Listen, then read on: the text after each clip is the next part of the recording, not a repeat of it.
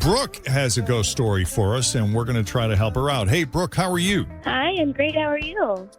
Excellent. So who is Sarah, and how do you know her? So Sarah is my neighbor. She lives about 3 doors down, and we've lived together. We've lived on the same block for years.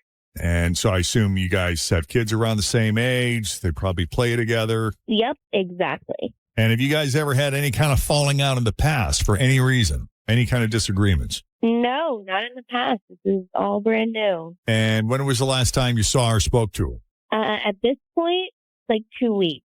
And this is unusual for her. Yeah, we hang out at each other's houses all the time. We have mimosas after the kids go to school. We have wine at night. We go to Target together. Then, of course, the kids have play dates together. Yeah. And now it's just what is going on? Now, have you seen her around? I mean, is it possible that they went out of town, they're on vacation or something? Do they have a lake house somewhere? I wish. No, they're still around. I mean, our kids are still seeing each other at school and asking for play dates. And I called, I sent her messages. She's just not getting back to me. And I don't know if they did something or if I said, I have no idea. Yeah, we had a ghost story one time where it was related to the kids. It was nothing between the parents, but I don't know, they didn't want their kid hanging out. How are the kids interacting? Are they still interacting, or is it just business as usual over there? Yeah, they're fine. I mean, they still play together at school, and at least my kid is still asking for play dates. And I'm just I don't know, hon. I've called her and I've texted her, and she's just not getting back to me. That's weird. Okay. Yeah. Any other background you think we need to know before we take a break? I can't think of anything. I'm just hoping you guys can figure it out. And this is obviously a relationship that's important to you. It's worth following through. Absolutely. I mean, I'm not planning to move anytime soon, and I know she's not either. So we're going to be neighbors. I would love to continue having our neighbor-friend relationship. Right. Okay, then that's what we'll do. We'll take a break. When we come back, we'll call Sarah and see what's really going on there. Second date update, ghost story. Sarah is avoiding her, and she has no idea why. Her neighbor Sarah lives about 3 doors down, and they used to spend all kinds of time together. They'd go on walks, they'd chat on the phone, hang out at each other's places, do mimosas after the kids would go to school, go shop, run errands together, you name it. And all of a sudden, 2 weeks has gone by. She has not seen or heard from her. I mean, you've seen her because you know she's home, so they're around. Because the car's going in and out. Yeah, but she's not responding to any of your calls and texts. Is that right? Yes, exactly.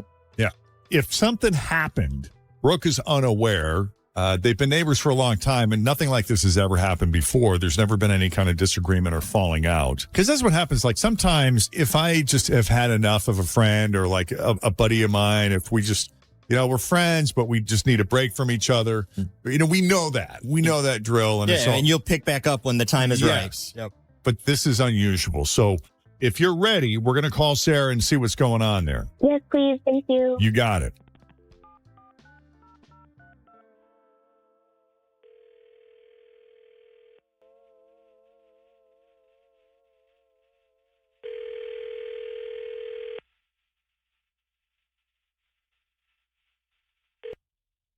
Hello?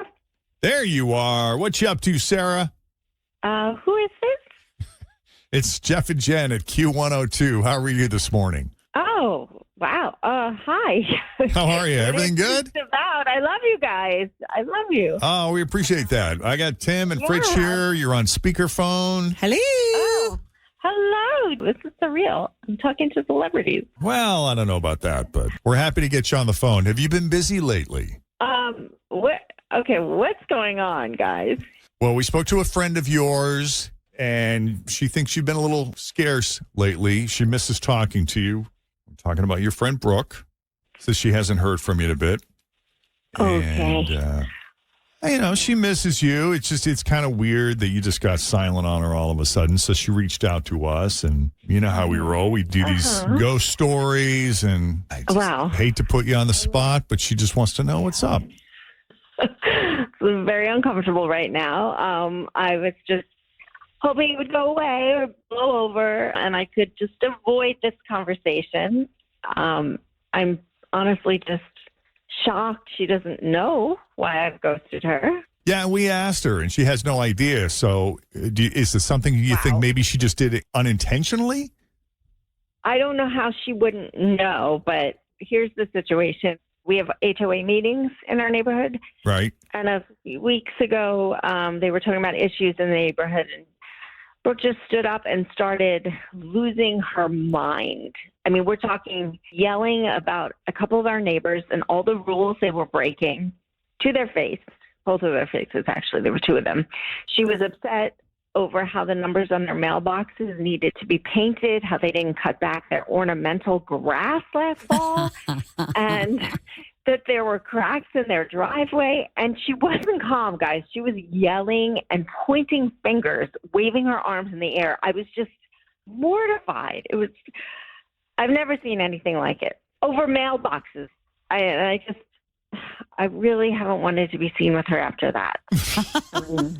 I don't even know what ornamental grass is, Tim. I'm not sure either. I know we all look at Tim like, what's happening? I'm the guy that just is happy to have it cut and edged. I don't care if there's weeds in there or Yeah. not. Yeah. Is there so it's like a homeowners association that you have to follow all these rules essentially?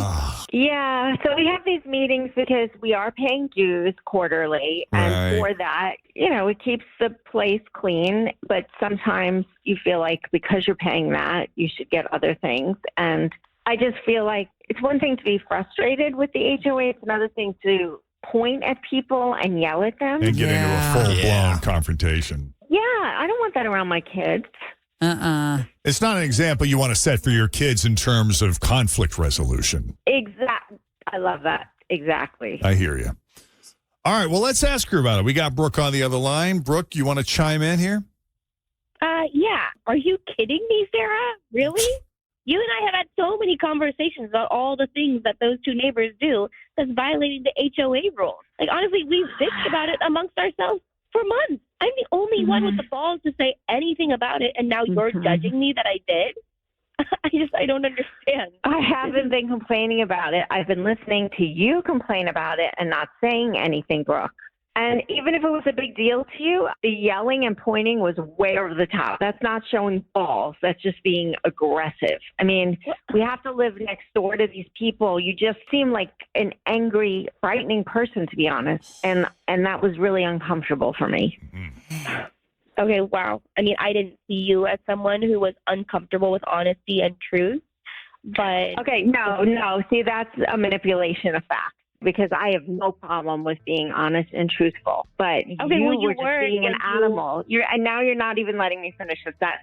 This is what gets me very uneasy to be around you, Brooke, with the children. Okay, great. I get it. But if you want honesty and truth, and I texted you and called you for 2 weeks and you couldn't even be like, hey, this is what was going on, I don't know, feel like I deserve something. Was there an understanding, like we've had conversations, I'm sure people listening have maybe had conversations with their coworkers where they all share the same grievance and they decide together, okay, the next time we have a meeting, we're going to bring this up and we're going to stand together, and then everybody chickens out and that one lone person who's standing out there all by themselves, pissing in the wind, coming off like a lone lunatic. Thanks, Jeff. You were supposed to have my back. Right. I mean, would you argue that it was a similar situation? Was there an understanding that you all were going to be unified on this issue? I mean, I feel like, okay, go ahead. I told you, if it's important to you, you should speak up. And as a friend and neighbor, I'm happy to back you up. I couldn't care either way. I don't even really care about ornamental grass. It's fake grass. It's Bermuda grass or whatever it is. I don't care about it. That's not my beef. But I care about you. And so I nodded my head and said, yeah, no, definitely. I was supportive of you and your opinion. But there's a difference, Brooke, between having your opinion and just like lambasting it in people's faces and making it personal. No. I get ornamental grass, and if you're going to get ornamental grass that doesn't grow, how come you can't just edge it and trim it? Like, what's the point of having a bunch of random tufts? It's fake anyway. It's not going to grow anymore.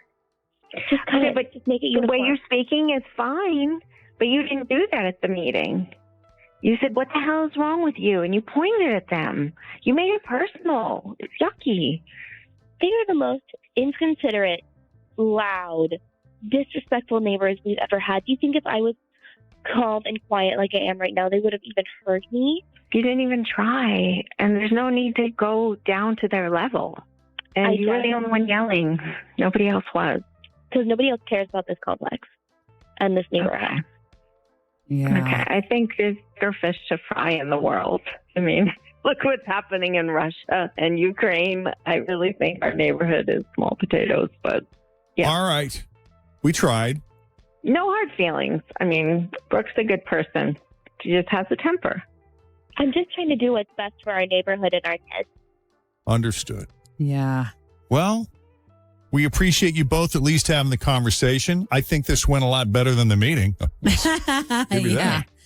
It's like Definitely. it's escalated a little bit, but now we got everybody back. So it feels okay. So next go around, skip the meeting. It'll be nice out. Hit the patio. Pop a bottle of some Sauvignon Blanc, and you guys just catch up. Say less. I heard Sauvignon Blanc. I'm there. There's not a problem in the world that can't be solved over a glass of Sauvignon Blanc. A glass of something, huh? Or a mimosa or something. Yeah. I don't know. All right, you two. Thanks for coming on Jeff and Jen's Ghost Stories. And